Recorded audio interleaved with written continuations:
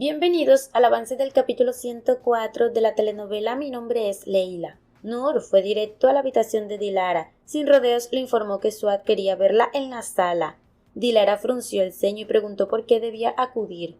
Noor explicó que Suad había pedido reunirlas a todas, según lo que insinuó probablemente hablaría sobre quitarle a su padre el poder que aún ejercía sobre la casa. La reacción de Dilara fue inmediata. Con enojo contenido afirmó que algo así jamás sucedería. Eren y Leila avanzaban en el auto rumbo a la fundación. El ambiente entre ellos era más ligero, casi íntimo. Leila le comentó que uno de sus mayores dones siempre había sido hacer felices a los demás.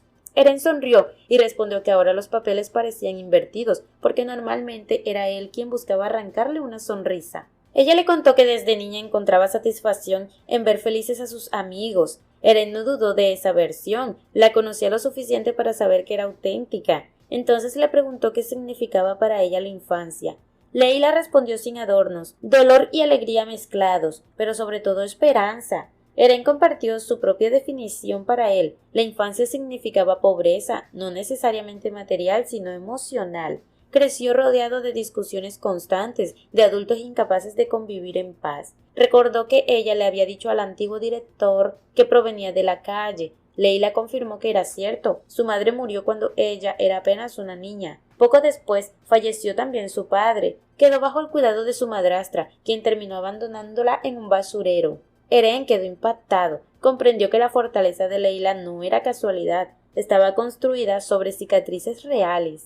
Leila añadió que fue en ese basurero donde conoció a Shivan. Crecieron juntos y se amaron. No lo dijo con nostalgia, sino con la serenidad de quien reconoce una etapa importante en su vida. Aksen entró a la sala y preguntó a Suad para qué la había mandado a llamar. Casi al mismo tiempo apareció Dilara, igualmente intrigada. Suad les pidió que tomaran asiento. Tenía algo importante que comunicar. Dilara no perdió la oportunidad de lanzar una indirecta, insinuando que Suad parecía disfrutar dar órdenes y sentirse por encima de los demás. Él no respondió a la provocación, se limitó a decir que el tema era su padre. Feza estaba en una cafetería cuando recibió una llamada de Vedad. Él le preguntó dónde se encontraba. Feza respondió que estaba en el juzgado y estaba muy ocupada. Vedad la desmintió de inmediato, incluso a través del teléfono podía escuchar el sonido de los cubiertos. Le ordenó presentarse en la casa sin excusas. De vuelta en la sala, Suad comenzó su planeamiento con franqueza. Dijo que uno de ellos debía asumir el control de la casa, porque su padre estaba enfermo y no podía seguir manejándolo todo. Aksen calificó la idea como una locura. Suad replicó que era una realidad incómoda. Recordó que Vedad había disparado a una mujer y que en un momento de confusión podría repetir algo así. No podían ignorar el riesgo. Por eso insistía en que uno de los tres debía liderar. Dilara se levantó y le preguntó con evidente desafío quién ocuparía ese lugar según su criterio. Le recordó que no era el padre de ninguno y que no debía sobrepasar límites. Aksen intervino intentando moderar la discusión. Aseguró que su padre no estaba loco. Suad aclaró que no estaba proclamándose sucesor. Su intención era proteger el futuro de la familia. Propuso que los tres compartieran el liderazgo. La propuesta generó un silencio pesado. Ninguno esperaba llegar a ese punto. Dilara le preguntó si hablaba en serio. Suad afirmó que sí, no quería cargar solo con la responsabilidad. Además, Murad había soportado durante años el peso de la familia. Era momento de repartirlo. Aksen admitió que no se sentía capaz de hacerle algo así a su padre. Mientras tanto, en la fundación, Leila confesaba a Eren su temor de elegir mal nuevamente. El director anterior había sido seleccionado con confianza y resultó no ser lo que aparentaba. Eren le sugirió hacerse una sola pregunta clave antes de contratar a alguien: si esa persona pondría el bienestar de los niños por encima de su propio interés. La respuesta a esa pregunta, según él, revelaría lo esencial. Leila asintió, aunque reconoció que no sería sencillo. En la mansión de Lara reflexionaba en voz alta. Reconocía que su padre mostraba señales preocupantes, pero quitarle el poder le parecía extremo. Los negocios al final le pertenecían a ellos y debían protegerlos. Sin embargo, eso no implicaba destronar a Vedad. Aksen coincidió en buscar una solución menos radical. Suad con ironía insinuó que el verdadero obstáculo era el miedo de Aksen a decepcionar a su padre. Dijo que ya sabía que ambas rechazarían la propuesta. Les pidió que lo pensaran con calma, pero sin demora. Cada día que pasaba aumentaba el riesgo de otro incidente. Aksen reconoció que la situación era grave, pero reiteró que no estaba dispuesta a traicionar a su padre. Suad cerró la reunión, pidiendo que reflexionaran y que en la cena tomaran una decisión definitiva. Desde la distancia, Nur escuchaba con atención, oculta en las sombras del pasillo. Cada palabra le servía para diseñar su siguiente movimiento, procurando que nadie advirtiera que estaba alimentando el conflicto desde dentro. Más tarde, Feza fue a la villa a su encuentro con Vedat. Él no perdió tiempo en formalidades. Le advirtió que la pondría a prueba antes de considerar siquiera que pudiera convertirse en la abogada oficial de la familia. Le pidió que anotara cada palabra que iba a decir. Feza respondió con seguridad que no era necesario escribir nada, tenía la capacidad de memorizarlo todo. Vedat no discutió el punto y comenzó. Le explicó que tuvo un hermano que ya había fallecido. Ese hermano estuvo casado con Handan, quien también murió. De esa unión quedó un hijo, Eren, aunque Handan nunca reclamó herencia alguna. Vedat estaba convencido de que Eren sí podría hacerlo en cualquier momento. Su objetivo era adelantarse a ese escenario y neutralizar cualquier intento legal.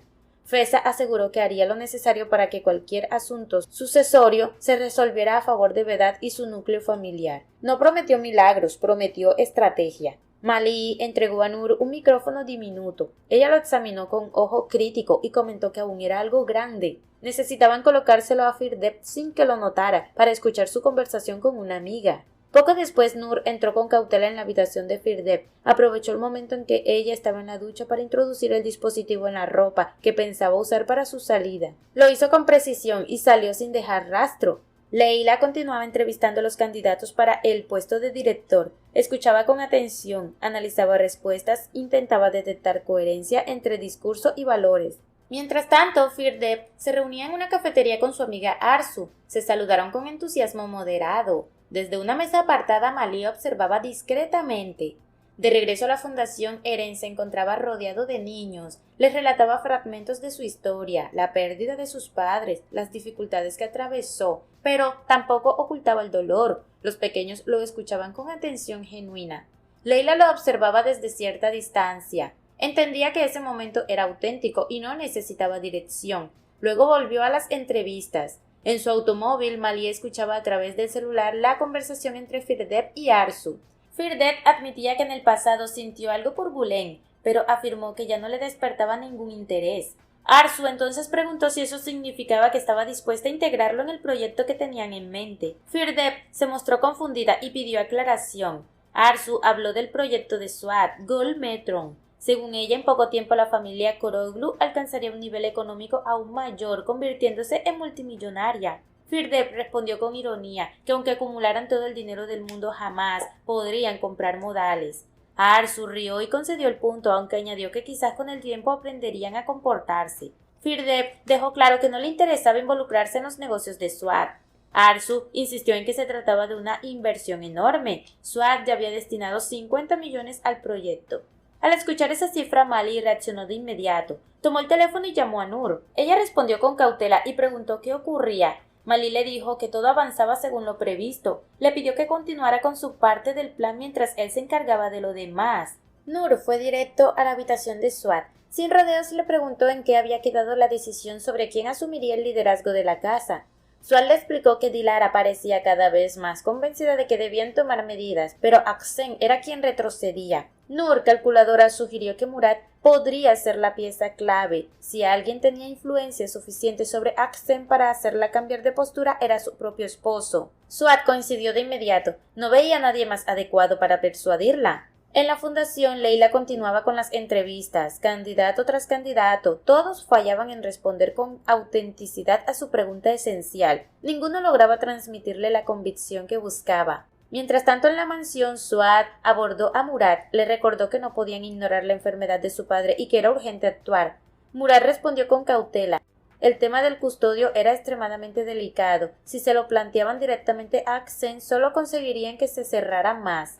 Suad insistió, precisamente por eso Murat debía intervenir como esposo, tenía la responsabilidad de convencerla. Murat se resistió, sabía que Aksen no querría escucharlo. Suad endureció el tono y le exigió que dejara de evitar el problema. Era momento de actuar con firmeza y cumplir su papel dentro de la familia. Nur, que había permanecido cerca el tiempo suficiente para escuchar lo necesario, se retiró satisfecha. Murat fue a su habitación y habló con Aksen. Ella fue clara desde el principio. Si la conversación giraba en torno al custodio, no pensaba debatirlo. Murat le pidió que lo reflexionara con calma. Nadie podía garantizar que Vedad no volviera a cometer un acto impulsivo. No se trataba de traicionarlo, sino de protegerlo y protegerse. Le pidió tiempo, que lo pensara sin presión por el bien de todos. Leila formuló nuevamente su pregunta a otro aspirante. ¿Qué haría para ganarse el corazón de niños huérfanos? ¿Cómo demostraría que no están solos? El hombre que tenía enfrente no encajaba en el perfil convencional. Tatuajes visibles, piercings, una apariencia que invitaba al prejuicio. Él mismo lo señaló. Dijo que entendía lo que podía estar pensando al verlo. Reconoció que no tenía experiencia como director, pero había sido huérfano, había vivido en la calle, sabía exactamente lo que sentía un niño sin hogar. Leila entendió que eso era lo que había estado buscando, alguien que comprendiera desde dentro. Decidió que era la persona adecuada. Fue a buscar a Eren, quien jugaba con los niños. Cuando él la vio acercarse con una sonrisa radiante, supo que había tomado una decisión. Leila confirmó que sí, que ya había encontrado al director. Eren la felicitó y como celebración improvisada prometió helados para todos. Los niños rieron, compartieron el momento y disfrutaron de esa pequeña alegría. Luego se despidieron, dejando al nuevo director al frente. De regreso a casa, Firdevs no podía dejar de pensar en lo que Arzu le había dicho. Gulden seguía preguntando por ella desde que regresó de Estados Unidos. Su interés por él regresa de nuevo y lo busca en las redes sociales para saber qué es de su vida. Al caer la noche, Eren habló nuevamente con Leila. Le confesó que después de lo vivido ese día, había tomado una decisión definitiva. Crearía su propia fundación para niños. La experiencia con ellos lo había conmovido profundamente. Leila celebró la idea y le aseguró que contaría con su apoyo. En otro rincón de la mansión, Mali informó a Nur que Firdevs parecía tener un amor del pasado que no había logrado olvidar y que ese hombre ahora mostraba renovado interés. Nur minimizó la dificultad. Bastaba con acercar a dos personas que aún sentían algo. Mali añadió otra noticia más relevante. Había obtenido detalles del proyecto secreto de SWAT, incluyendo la inversión de 50 millones. Nur sonrió. Vedad debía enterarse, pero no todavía. Primero debía resolverse el asunto del custodio. Después, esa información sería una herramienta poderosa. Eren, por su parte, enfrentó directamente a Vedad. Le dijo que estaba dispuesto a irse de la mansión, pero con una condición: que le entregaran la herencia correspondiente a su madre.